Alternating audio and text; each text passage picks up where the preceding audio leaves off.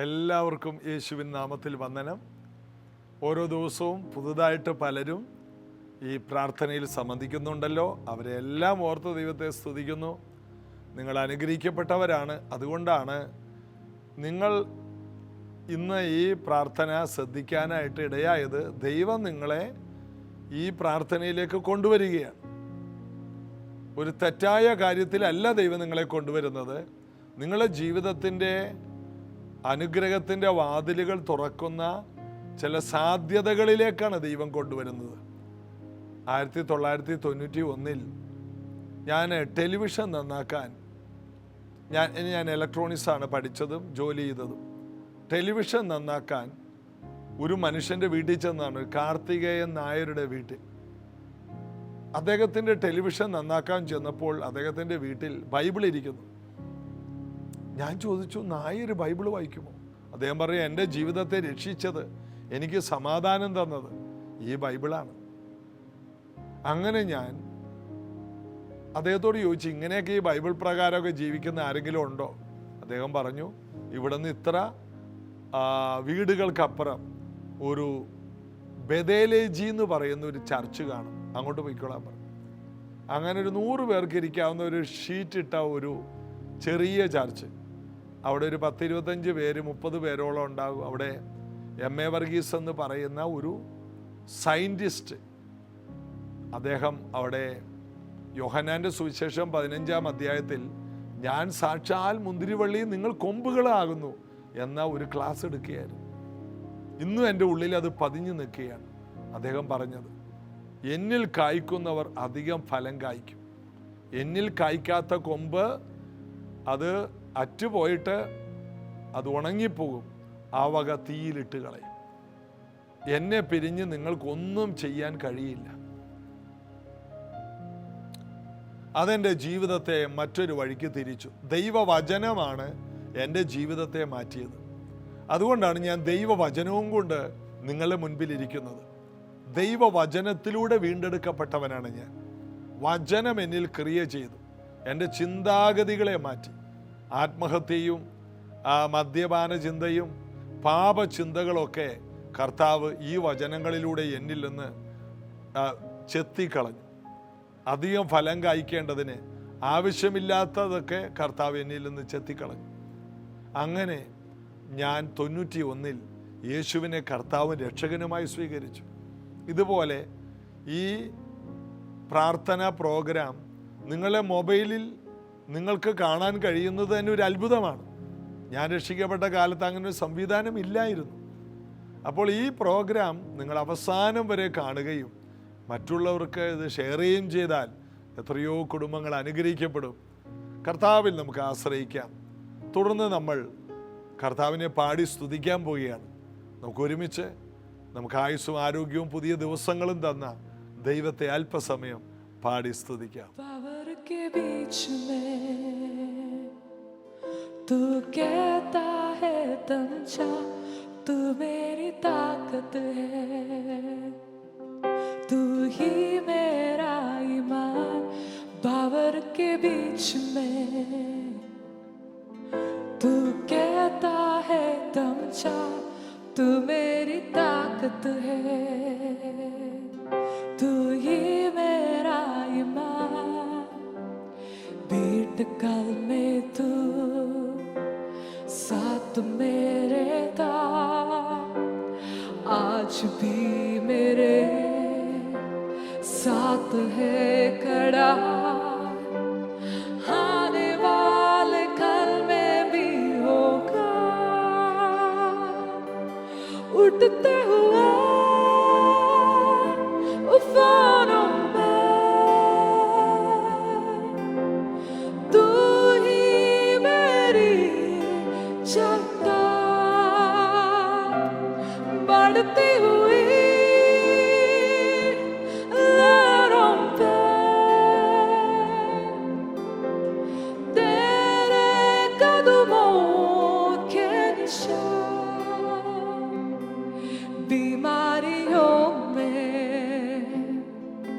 तू कहता है उठ जा, यहोवा राफा.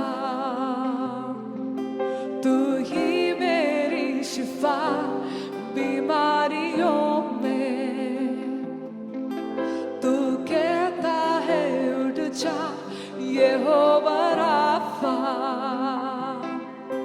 तू ही मेरी शिफा, पीठ कल में तू साथ मेरे था,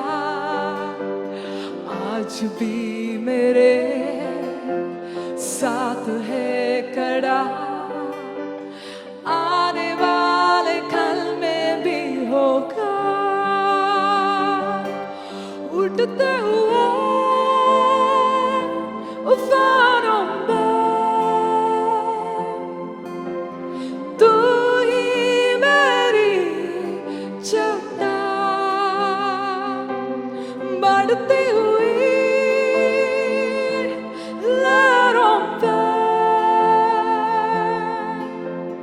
तेरे कदमों के निशान, उड़ते हुए उफानों में तू ही मेरी चट्टान, बढ़ती हुई लहरों पे तेरे कदमों के निशान। बीमारी दे तेरा सर झुका, मुझ पर तेरा बस ना चल सका, ऐसा कोई शस्त्र ना बना तू कर सकेगा मेरा सामना। बीमारी दे तेरा सर झुका, मुझ पर तेरा बस ना चल सका, ऐसा कोई शस्त्र ना बना जो कर सकेगा मेरा सामना। उठते हुए उफानों में तू ही मेरी चट्टान, बढ़ती हुई लहरों पे तेरे कदमों के निशान, उड़ते हुए उफानों में तू ही मेरी चट्टान, बढ़ती हुई लहरों पे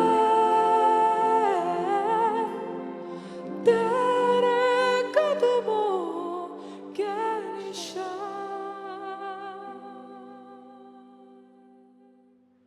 ന്യായാധിപന്മാരുടെ പുസ്തകത്തിൽ ശിംശോൻ എന്ന ഒരു വ്യക്തിയുടെ ചരിത്രമുണ്ട്. സാധാരണമായ ദൈവശക്തിക്ക് വേണ്ടി ദൈവം പ്രത്യേകം വേർതിരിച്ചൊരു വ്യക്തിയാണ്. ദൈവം ഒരു മനുഷ്യനെ എത്രത്തോളം ശക്തനാക്കും എന്നുള്ളതിൻ്റെ തെളിവാണ് ശിംശോൻ. ഒരു സൈന്യം തൻ്റെ നേരെ വന്നിട്ട് താൻ പേടിച്ചില്ലെന്ന് മാത്രമല്ല, താൻ അവരെ മുഴുവനും ആയുധങ്ങളില്ലാതെ ഒരു കഴുതയുടെ പച്ച താടി എല്ലുകൊണ്ട് കുന്ന് രണ്ടാക്കി തോൽപ്പിച്ചു കളഞ്ഞു. ആയുധങ്ങളൊന്നും കയ്യിലില്ല. ഒരിക്കൽ ഒരു ദൈവഭൃത്യൻ പറഞ്ഞത്, ശത്രുക്കൾ അന്ന് കഴുതപ്പുറത്താണ് വരുന്നത്. കഴുതയെന്ന് പറഞ്ഞാൽ നമ്മുടെ ഈ തമിഴ്നാട്ടിൽ കോയമ്പത്തൂരൊക്കെ കാണുന്ന കഴുതയല്ല, അതൊക്കെ ചെറിയ ഇന്ത്യയിൽ കാണുന്ന കഴുതയാണ്. കുതിരയേക്കാൾ അല്പം കൂടി വലിപ്പം കുറവാണ് അങ്ങനത്തെ കഴുത. ആ കഴുതയുടെ പുറത്താണ് യേശു കയറിയത്. നമ്മൾ തന്നെ പറയും യേശു കഴുതക്കുട്ടിയുടെ പുറത്ത് കയറിയെന്ന്. നമ്മൾ പറയും അയ്യോ, കഴുതയുടെ പുറത്ത് പോലും കയറാൻ പാടാണ്, എന്നിട്ട് കർത്താവ് ആ കഴുതക്കുട്ടിയുടെ പുറത്ത് കയറിയല്ലോ, ഒരു കണ്ണിച്ചോര വേണ്ടേ? അവിടുത്തെ കഴുതക്കുട്ടി എന്ന് പറഞ്ഞാൽ തന്നെ വലുതാ. ഈ ചില ഇടങ്ങളിൽ, മലകളിൽ, പാലസ്തീൻ നാടുകളിൽ, പ്രത്യേകിച്ച് പെട്ര എന്ന് പറഞ്ഞൊരു സ്ഥലമൊക്കെ ഉണ്ട്. അവിടെയൊക്കെ ചെല്ലുമ്പോൾ ആ മലകളിലോട്ട്, പാറക്കെട്ടുകളുള്ള മലകളിലേക്ക് ടൂറിസ്റ്റുകൾക്ക് ഭയങ്കര മണൽക്കാറ്റും വലിയ ബുദ്ധിമുട്ടുകളാണ് അവിടെ യാത്ര ചെയ്യാൻ. നടന്നു പോകാൻ പറ്റില്ല, ഉരുളൻ കല്ലുകളാണ്. അപ്പോൾ അവരെ കൊണ്ടുപോകുന്നത്, ടൂറിസ്റ്റുകളെ കൊണ്ടുപോകുന്ന കഴുതപ്പുറത്താണ്. $100 അല്ലെങ്കിൽ $50 കൊടുത്താൽ കിലോമീറ്ററുകൾ ഈ കഴുത ഏത് വലിയ പാറക്കെട്ടിൻ്റെ മുകളിലും, നമ്മൾ ഓർക്കും ഈ പാറയുടെ മുകളിൽ നിന്ന് ഇപ്പം വീഴില്ല, അത്രയും ശേഷിയാണ്. അതായത് കുതിര വേഗതയുടെ ആളാണ്. കഴുത ഏത് കയറ്റവും കയറും, ഏത് ഭാരവും ചുമക്കും. അങ്ങനത്തെ കഴുതകളുണ്ട്. അപ്പം നമ്മൾ കണ്ട ഇന്ത്യൻ കഴുതയല്ല, കഴുതകൾ ശ്രേഷ്ഠമായ കഴുതകളുണ്ട്. അപ്പോൾ അന്ന് ശത്രുക്കൾ വന്നിരുന്നത് കഴുതപ്പുറത്താണ്. അപ്പോൾ കഴുതപ്പുറത്തും കുതിരപ്പുറത്തും വരും. ക്യാപ്റ്റനൊക്കെ കുതിരപ്പുറത്താണെങ്കിൽ ബാക്കിയുള്ളവരൊക്കെ കഴുതപ്പുറത്തും വരും. അപ്പോൾ ശിംശോന്റെ കയ്യിൽ ഒന്നുമില്ലാതിരിക്കെ ഒരു കഴുതയുടെ പച്ചത്താടിയല്ല്, ഒരു കഴുതയുടെ സൈന്യാധിപൻ വന്ന, അല്ലെങ്കിൽ ഒരു പട്ടാളക്കാരൻ വന്ന കഴുതയുടെ വായിലോട്ട് കൈയിട്ടിട്ട് പച്ചത്താടിയല്ല് വലിച്ചൂരിയെടുത്തെന്നാണ് ഒരിക്കലും ഒരു ദൈവദാസൻ പറഞ്ഞത്. ദൈവശക്തി വന്നാൽ അതും ചെയ്യാൻ കഴിയും, അതിനപ്പുറവും ചെയ്യാൻ കഴിയും. കുന്നൊന്ന് കുന്ന് രണ്ട് എന്ന് പറഞ്ഞ് ഈ 2 കൂട്ടമാക്കി ഒരു വലിയ സൈന്യത്തെ, കുന്തം, വാള്, പരിച എല്ലാമായി വന്നവരെ അവനവിടെ തോൽപ്പിച്ചു കളഞ്ഞു. അവനവിടെ നിന്ന് നിലവിളിച്ചു, ദൈവമേ, ഈ യുദ്ധം കഴിഞ്ഞ് ഞാൻ ദാഹിച്ചു മരിക്കണമോ? ഉടനെ ദൈവം അവിടെ ഒരു കുഴി പിളരുമാറാക്കി. അവിടെ നിന്ന് മനസ്സിലാകുന്നത് അവൻ്റെ യുദ്ധങ്ങളൊക്കെ ദൈവത്തിന് ഇഷ്ടമായിരുന്നു. അവൻ ജയിക്കാൻ വേണ്ടി ദൈവം അവന് ശക്തി കൊടുത്തിരുന്നു. അവൻ ശക്തനായിരുന്നു. എന്നാൽ അവന് കുറേ ബലഹീന കാര്യങ്ങളുണ്ടായിരുന്നു. സ്ത്രീകൾ അവൻ്റെ ഒരു ബലഹീനമായിരുന്നു. ദലീല എന്നൊരു സ്ത്രീയെ അവൻ സ്നേഹിച്ചിരുന്നു. ആ സ്ത്രീ അവനെ ചതിച്ചു കൊല്ലാൻ നോക്കിയിരുന്നു. കാരണം അവൾക്ക് ആ രാജ്യത്തുള്ള പുരോഹിതന്മാർ വലിയ സമ്പത്ത് ഓഫർ ചെയ്തു. ഇവനെ കൊല്ലാൻ സഹായിച്ചാൽ ഞങ്ങൾ ഇത്ര, അത് ഇന്നത്തെ ഭാഷയെ പറഞ്ഞ് $ഇത്ര കോടി തരാം. ശിംശോന്റെ തലക്ക് അവർ വലിയ തുകയിട്ടതാണ്. എന്നാൽ ഇവൾ ചോദിക്കുന്ന ദിവസം, നിന്റെ ശക്തിയുടെ രഹസ്യം എന്ത്? എങ്ങനെ നിന്നെ ഒതുക്കാം? നിങ്ങൾ ന്യായാധിപന്മാരുടെ പുസ്തകം 16 അങ്ങോട്ട് വായിക്കുമ്പോൾ അത് കാണാം. എങ്ങനെ നിന്നെ ഒതുക്കാം? നിന്റെ ശക്തിയുടെ രഹസ്യം എന്ത്? ആദ്യം അവൻ പറഞ്ഞില്ല. ഏറ്റവും ഒടുവിൽ അവൻ പരവശനായിട്ട് പറയേണ്ടി വന്നു. ഇതാണ്, പെണ്ണുങ്ങൾ രാപ്പകൽ സ്വസ്ഥത കെടുത്തി കളയും. പെണ്ണുങ്ങൾക്ക് മാത്രമുള്ള, ആണുങ്ങൾ ഇങ്ങനെ പുലമ്പത്തില്ല. നിനക്ക് എന്നോട് സ്നേഹമില്ലല്ലോ, നീ എന്നെ സ്നേഹിക്കുന്നില്ല. പല വീടുകളിലും രാപ്പകൽ ഇതുപോലെ പറയുന്നവരുണ്ടാകും. ദലീല അങ്ങനത്തെ ഒരു പെണ്ണായിരുന്നു. അവൾ ഇവന് സ്വസ്ഥത കൊടുത്തില്ല. ഇവളുടെ ഉദ്ദേശം ഇവനെ കൊല്ലണം, എന്നിട്ട് അവൾക്ക് സമ്പന്നയാകണം. എന്നാൽ ഇവന് ജ്ഞാനവും വിവേകവും ഇല്ല. ഇവന് ശക്തിയുണ്ട്. എന്നാൽ ഈ ശക്തി കൊണ്ട് ദൈവത്തിന് വേണ്ടി വലിയ കാര്യങ്ങൾ ചെയ്യാനുള്ളവനാണ്. ദാവീദ് ദൈവത്തിന് വേണ്ടി യുദ്ധം ചെയ്തപ്പോൾ ദാവീദിന് ദൈവം ഭാര്യമാരെയും മക്കളെയും കൊട്ടാരങ്ങളെയും കൊടുത്തതാണ്. ഇതെല്ലാം വായിച്ച് വളർന്ന ശിംശോന് അതിലേക്ക് വരാൻ കഴിഞ്ഞില്ലെന്ന് മാത്രമല്ല, എനിക്ക് തോന്നുന്നു ഇവന് വേദപുസ്തകമായിട്ട് വലിയ പരിചയങ്ങളില്ല.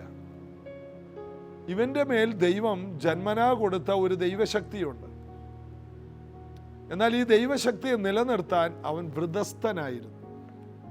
അപ്പോൾ വൃതസ്ഥൻ എന്നൊരു വിഷയത്തിലോട്ടാണ് ഇന്ന് നമ്മൾ വരുന്നത്. ജീവിതത്തിൽ സാഹചര്യങ്ങളെ നേരിടാൻ ശക്തി വേണം. യേശു ആത്മാവിൻ്റെ ശക്തിയോടെ ഗലീലയിലേക്ക് മടങ്ങിയെന്നാണ്. അന്നു മുതലാണ് യേശു ഭൂതങ്ങളെ പുറത്താക്കിയത്, രോഗികളെ സൗഖ്യമാക്കിയത്, മരിച്ചവരെ ഉയർപ്പിച്ചത്, പ്രതികൂലങ്ങളെ നേരിട്ടത്, കാറ്റിനെ നേരിട്ടത്, കടലിനെ നേരിട്ടത്. യേശു പോകുമ്പോൾ ഏറ്റവും ഒടുവിൽ പറഞ്ഞത്, ഉയരത്തിലെ ശക്തി ലഭിക്കണം നിങ്ങൾക്ക്. നിങ്ങൾ ഗലീലയ്ക്ക് പോകരുത്. ശക്തി കിട്ടിയാൽ പിന്നെ നിങ്ങൾ ഭൂമിയുടെ അറ്റത്തോളം എൻ്റെ സാക്ഷികളാകും. ദൈവശക്തിയില്ലാതെ നമുക്ക് ക്രിസ്തീയ ജീവിതം എളുപ്പമല്ല. ദൈവശക്തിയില്ലാത്ത ക്രിസ്തീയ ജീവിതം മരുഭൂമി ജീവിതമാണ്. ദൈവശക്തിയുള്ള ക്രിസ്തീയ ജീവിതം മറുരൂപ ഭൂമി ജീവിതമാണ്. അപ്പോൾ ജീവിതത്തെ മാറ്റിമറിക്കുന്ന അഭിഷേകത്തിൻ്റെ ശക്തിയെ നിലനിർത്താൻ ദൈവം നമുക്ക് ജീവിതത്തിൽ വെച്ചിരിക്കുന്ന കുറേ നിയമങ്ങളുണ്ട്. ആ നിയമങ്ങളിൽ തുടരുന്നവരുടെ ദൈവശക്തി ചോരുകയില്ല.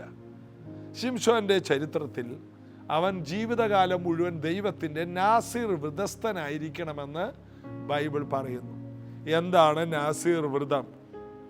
അത് നമുക്ക് സംഖ്യാപുസ്തകം 6-ാം അധ്യായത്തിൻ്റെ 1-ാം വാക്യം മുതൽ ഒന്ന് വായിക്കാം. യഹോവ പിന്നെയും മോശയോട് അരുളി ചെയ്തത്, നീ ഇസ്രായേൽ മക്കളോട് പറയേണ്ടത് എന്തെന്നാൽ, ഒരു പുരുഷനാകട്ടെ സ്ത്രീ ആകട്ടെ യഹോവയ്ക്ക് തന്നെത്താൻ സമർപ്പിക്കേണ്ടതിന് നാസീർ വ്രതം എന്ന വിശേഷ വിധിയുള്ള വ്രതം ദീക്ഷിക്കുമ്പോൾ, സ്ത്രീക്കും പുരുഷനും ഈ വ്രതത്തിലേക്ക് വരെ. ഈ വ്രതം നമ്മെ ശക്തീകരിക്കും. ഈ വ്രതം നമ്മെ ജയാളിയാക്കും. ഈ വ്രതം ആർക്കും നമ്മെ തോൽപ്പിക്കാൻ കഴിയാത്ത അസാധാരണ ദൈവകൃപയുള്ളതാക്കി മാറ്റും. അതാണ് നാസീർ വ്രതത്തിൻ്റെ ആ ക്ലൈമാക്സിൽ ജീവിച്ച വ്യക്തിയാണ് ശിംശോൻ.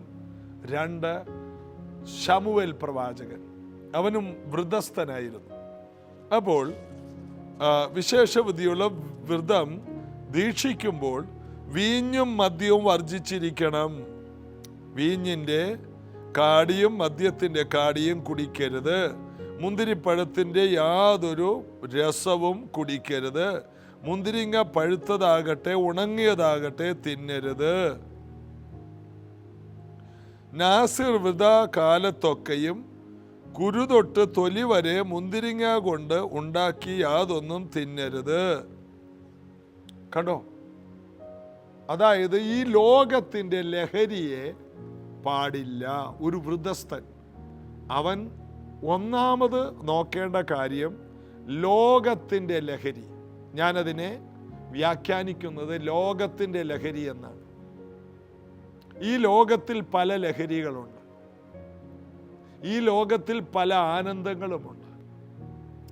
ദൈവത്തിനു വേണ്ടി ഒരു വ്രതസ്ഥനായി ജീവിക്കുവാൻ സ്വയം തീരുമാനിക്കുന്നവൻ, അവൻ ചിലത് വേണ്ട എന്ന് പറയാൻ ശേഷിയുള്ള വ്യക്തിയായിരിക്കണം. ദാനിയേൽ അതുപോലെ ശേഷിയുള്ളവനായിരുന്നു.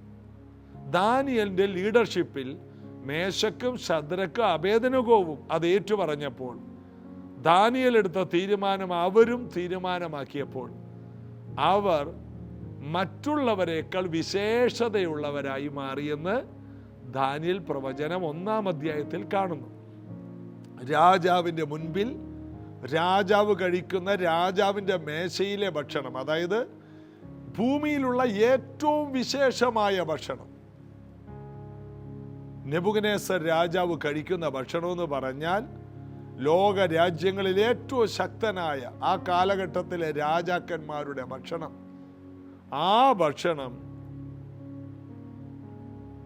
ദാനിയേലിൻ്റെ മുമ്പിൽ വിളമ്പിയാൽ ഒന്ന് ആലോചിച്ച് നോക്കിയേ, എത്ര ഭയങ്കരമാണ്. ഇറച്ചി, മീൻ, ലോകത്തിലെ ഏറ്റവും വലിയ വിഭവങ്ങൾ. ഒരു സെന്റ് ഭൂമിയിലെങ്കിലും വെക്കാൻ വലിപ്പമുള്ള മേശയായിരിക്കും ആ മേശ. ആ മേശയിൽ എന്തെല്ലാം വിഭവങ്ങൾ വെക്കാൻ, ക്ഷമിക്കണം, അതിൽ മുകളിലായിരിക്കും. കഴിഞ്ഞ ചില വർഷങ്ങൾക്ക് മുമ്പ് നൈജീരിയയിലെ ഒരു ദൈവദാസന്റെ മേശയെക്കുറിച്ച് അവിടെ പോയ ഒരു ദൈവദാസൻ എന്നോട് പറഞ്ഞു, ഡൈനിങ് ടേബിളിൽ 240 കസേരയിടാം. ഒരു നില മുഴുവനും ഒരു ഡൈനിങ് ടേബിളാണ്. അവിടെ ഭക്ഷണത്തിന് വേണ്ടി ഒരു നില, 5 നിലയാണ് ദൈവദാസന്റെ വീട്. ഒരു നില ഗസ്റ്റുകൾക്ക് വേണ്ടിയുള്ള. പാസ്റ്റർ ക്രിസിനെ കുറിച്ചാണ് പറയുന്നത്. അദ്ദേഹത്തിൻ്റെ ആ ഡൈനിങ് ടേബിളിനെ കുറിച്ച് ഞാൻ കേട്ടറിവാണ്. അപ്പോൾ നമ്മൾ പറയും ഇതൊക്കെ ആർഭാടമല്ല. അല്ല, ലോകത്തിൻ്റെ എല്ലാ രാജ്യത്തു നിന്നും അദ്ദേഹത്തിൽ നിന്ന് കേൾക്കാൻ വരുന്ന അഭിഷിക്തന്മാർക്ക് വേണ്ടി ഭക്ഷണം കൊടുക്കുന്നതാണ്. ശലോമോൻ്റെ മേശയിലെ ഭക്ഷണം കണ്ട് ശേബാരാജ്ഞി അമ്പരന്നു എന്ന് പറഞ്ഞപ്പോൾ തന്നെ എത്ര വലുതാണ്. ഈ കാലത്ത് വിമർശിക്കേണ്ടവർക്ക് ഇതെല്ലാം വിമർശിക്കാം. അപ്പോൾ 240 ചെയറുകൾ, ഓരോ ചെയറും ഒരു വലിയ സിംഹാസനത്തിൻ്റെ വലിപ്പമുള്ളതാണ്. നമ്മുടെ നാട്ടിലുള്ള ചെറിയ ചെയറുകളല്ല. അങ്ങനത്തെ 240 ചെയർ ഇടാം. നെബൂഖദ്നേസർ രാജാവിൻ്റെ മേശ എത്ര വലുതാണ്, അതിൽ വിഭവങ്ങൾ എത്ര വലുതാണ്. ശലോമോൻ്റെ വീട്ടിലെ കൊട്ടാരത്തിലെ ഭക്ഷണം കണ്ട് ശേബാരാജ്ഞി അമ്പരന്നെങ്കിൽ എത്ര വലുതാണ്. എന്നാൽ വളരെയധികം രുചികളുള്ള ലോകത്തിലെ ഏറ്റവും വലിയ വിഭവങ്ങൾ ഈ യൗവനക്കാർക്കും വിളമ്പാനായിട്ട് രാജാവ് കൽപ്പിച്ചപ്പോൾ വേണ്ട എന്ന് വെക്കാനുള്ള ഒരു തൻ്റെ ഇടം ദാനിയേലിനുണ്ടായി. അതുകൊണ്ട് ദൈവം അവനിൽ പ്രസാദിച്ചു. അതായത് തീരുമാനശേഷി. ലോകത്തിൻ്റെ രുചികളോ ലോകത്തിൻ്റെ ലഹരിയോ എൻ്റെ ദൈവത്തോടടുക്കുവാൻ എനിക്ക് തടസ്സമാണെങ്കിൽ എനിക്കത് വേണ്ട എന്ന് പറയാൻ ദാനിയേലിന് കഴിഞ്ഞു. അതാണ് നിർബന്ധം. ദൈവം പറയാണ്, ഇങ്ങനെയുള്ള ലഹരിയോട് ബന്ധപ്പെട്ട ഒന്നും, ആ മുന്തിരിങ്ങയുടെ കുരു പോലും, അത്ര നിർബന്ധമായിട്ട് ദൈവം പറഞ്ഞു. നാസിർ വ്രതം അത്ര വലുതാണ്. ഈ ലോകത്തിൻ്റെ ലഹരി വേണ്ടെന്ന് വെച്ചാൽ, ലോകത്തിൻ്റെ താല്പര്യങ്ങൾ വേണ്ടെന്ന് വെച്ചാൽ നിനക്ക് ലഭിക്കുന്നത് ദൈവശക്തിയാണ്, നിന്നിൽ നിലനിൽക്കുന്നത് ദൈവശക്തിയാണ്. ഒന്ന്. അടുത്തത് നമ്മൾ വായിക്കുന്നു, നാസിർ വ്രതകാലത്ത് 5-ാം വാക്യം, സംഖ്യാപുസ്തകം 6-ന്റെ 5-ാം വാക്യം. നാസിർ വ്രതകാലത്തൊക്കെ ക്ഷൗരക്കത്തി അവൻ്റെ തലയിൽ തൊടരുത്. യഹോവയ്ക്ക് തന്നെത്താൻ സമർപ്പിച്ചിരിക്കുന്ന കാലം തികയുവോളം അവൻ വിശുദ്ധനായിരിക്കണം. തലമുടി വളർത്തണം. അതായത് ഇന്ന് തലമുടി വളർത്തുന്നതിനെ കുറിച്ചല്ല പറയുന്നത്, അതിൻ്റെ അർത്ഥമാണ്. ആ വൃദ്ധസ്ഥൻ്റെ കാര്യമാണ്. ഇന്ന് വളർത്തുന്നത് ഒരു ഫാഷനാണ്. എന്നാൽ ഇതിനെ എന്താണ് പറയുന്നത്? നീ ഒരു നാസിർ വൃദ്ധസ്ഥനാണെന്ന് എല്ലാവരും അറിയണം. ദൈവത്തിൻ്റെ വൃദ്ധസ്ഥനാണെന്ന് നിനക്കൊരു ഐഡന്റിറ്റി ഉണ്ട്. നിന്റെ തലയിൽ കാണുന്ന മുടി കാണുമ്പോഴറിയാം നീ ദൈവത്തിന് വേണ്ടി വേർതിരിക്കപ്പെട്ടവനാണ്. ശിംശോന്റെ തലയിൽ ജടകളുണ്ടായിരുന്നു. ആ ജടകൾ ഇങ്ങനെ തൂങ്ങിക്കിടക്കുകയാണ്. അവനെ കാണുമ്പോൾ അവന് തന്നെ എപ്പോഴും ബുദ്ധിമുട്ട് തോന്നിക്കാണും. ഈ ജട കാരണം അവന് പല ബുദ്ധിമുട്ടുമുണ്ട്. എല്ലാവരെ പോലെ നടക്കാൻ പറ്റുന്നില്ല. ഇവനെ കാണുന്നവർക്ക് മനസ്സിലാകണം ഇവൻ ദൈവത്തിൻ്റെ വൃദ്ധസ്ഥനാണ്. ഐഡന്റിറ്റി. ഇന്ന് ദൈവമക്കൾ പല ഐഡന്റിറ്റി വെക്കുന്നുണ്ട്. ആ ഐഡന്റിറ്റി എന്നുള്ളത് അല്ല ഞാൻ ഈ പറയുന്നത്. വെള്ള വസ്ത്രത്തെക്കുറിച്ചല്ല, പുറമേ കാണുന്ന ചില കാര്യങ്ങളെക്കുറിച്ചല്ല. എന്നാൽ ഒരു ദൈവ പൈതലിൻ്റെ നല്ല പെരുമാറ്റം, മറ്റുള്ളവരോട് നമ്മൾ കാണിക്കുന്ന കരുണ, നമ്മൾ കാണിക്കുന്ന ദൈവസ്നേഹം, നമ്മൾ അവരോട് കാണിക്കുന്ന മനസ്സലിവ്, ഇതൊക്കെയാണ് യേശു ക്രിസ്തുവിൽ ഉണ്ടായിരുന്ന ഐഡന്റിറ്റി. യേശുവിനെയും കൂടെയുള്ളവരെയും തമ്മിൽ വ്യത്യസ്തനാക്കിയത് അതാണ്. യേശുവിൽ ഉണ്ടായിരുന്ന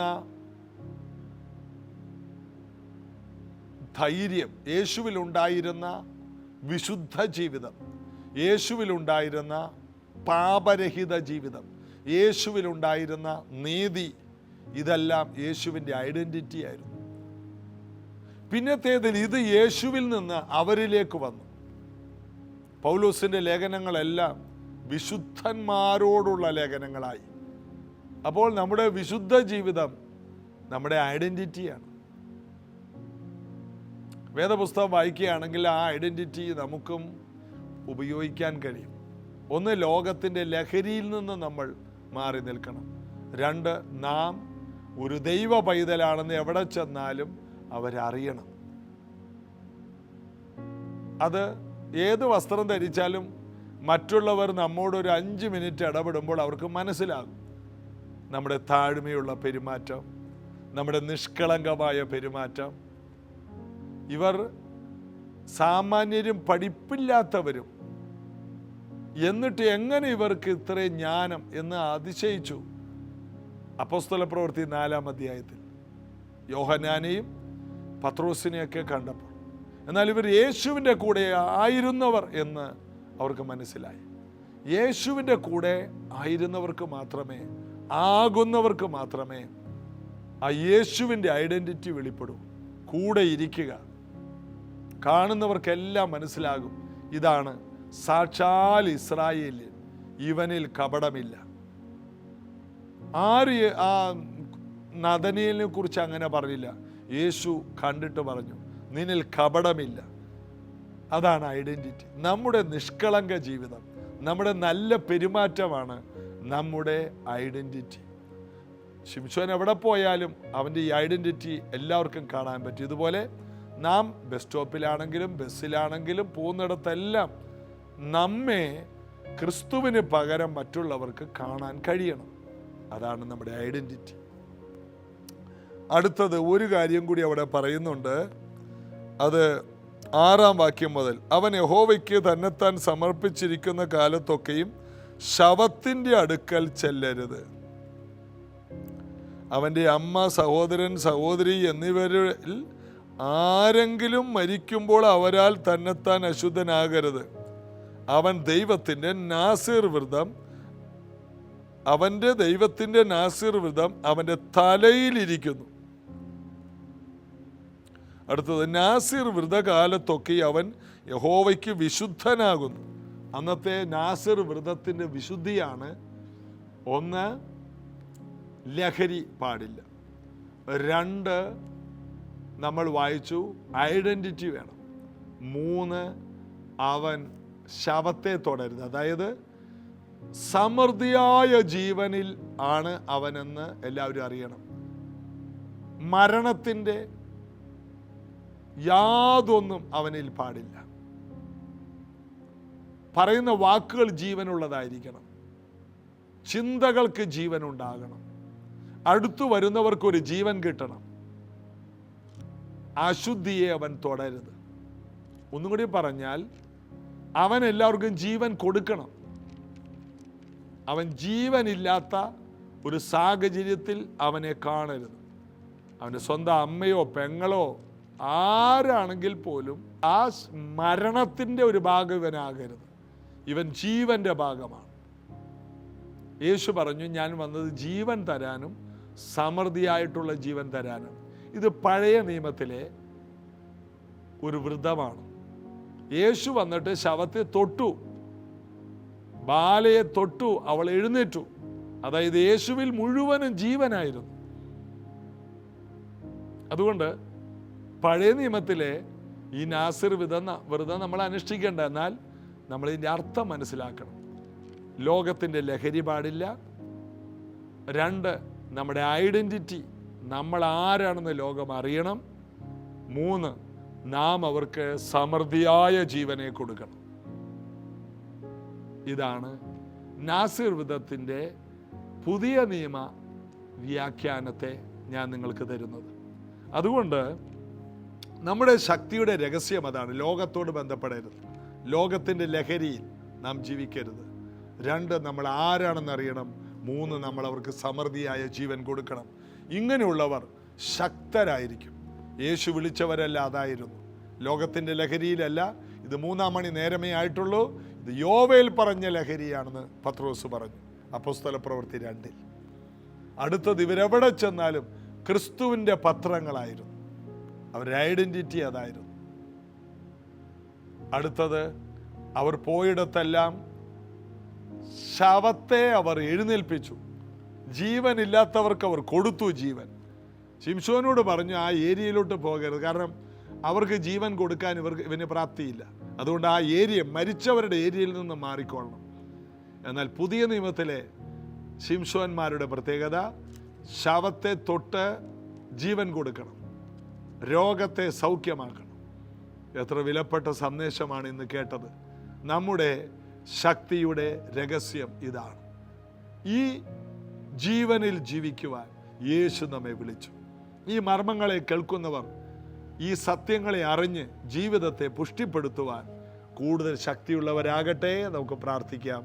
യേശുവിൻ്റെ നാമത്തിൽ ശക്തിയുടെ രഹസ്യം, പരിശുദ്ധാത്മാവിൻ്റെ ശക്തിയുടെ രഹസ്യം, വിശ്വാസ ജീവിതത്തിൻ്റെ ശക്തിയുടെ രഹസ്യം ആയിരങ്ങൾ ഇവരിൽ കാണട്ടെ.